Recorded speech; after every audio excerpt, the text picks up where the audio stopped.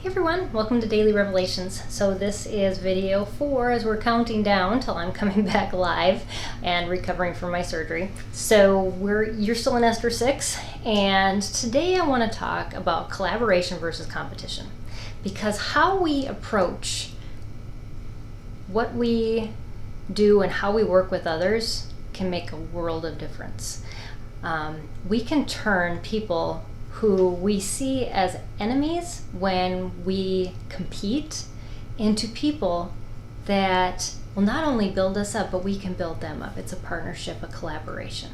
And this is how God asks us to work within the church, that we are to be different members of a body. We aren't the whole body, we're just part of it. And if we try to compete with one another, we'll try to kill each other off, basically, and say, there's no need for you, arm or heart. That might be a difficult one. But anyways, there's so many things that need to work together. Whether it's in relationships, it's in our body, it's in the world. God made all of these examples around us to show us how we need to actually be working with other people, and because we cannot survive on our own. Yet Haman was pretty certain that he could do that, because when I was looking at verse 10, the king had told Haman, "Do not fall short of anything of all that you have said." Now, if Haman had had a collaborative relationship with Mordecai, he would have seen that by exalting Mordecai, he would exalt himself, because that relationship would have been formed on what's good for you is good for me, and what's good for me is good for you. That's how that works. But when we compete against each other and someone gets something that we wanted, all of a sudden it's like a jab to the heart, because we don't have any part of that anymore.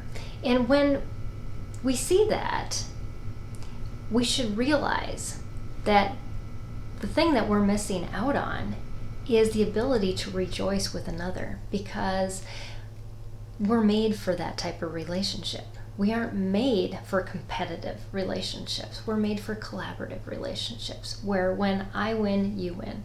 And sometimes somebody I'm working with may have an awesome thing, and we want to celebrate that person and their accomplishments. And one day I might have something good, and wouldn't you want other people to come alongside you and celebrate with you? But if we have this competitive mindset all the time, that I've got to beat this person out, I have to do better than they do, then we're actually siloing ourselves to only celebrate ourselves. And that is exactly what Haman had to be forced out of, because the king's command, which we had learned already in this book, cannot be overridden. And so Haman had to do what the king ordered. So think about that the next time that maybe you're feeling some jealousy or some hard feelings about someone else. Why? Is it because you compete with this person instead of collaborate with them? And maybe that's a way to realize that I need to work on opening a door to collaborate instead of seeing this person as my competition. Because God never called any of us to do the exact same thing as another person. We are to be unique. And when we're unique and we collaborate, we complement one another. And that is a true picture of the body of Christ. So, hope you're encouraged. Thank you for joining me on Daily Revelations, and I will see you again tomorrow. Bye, everybody.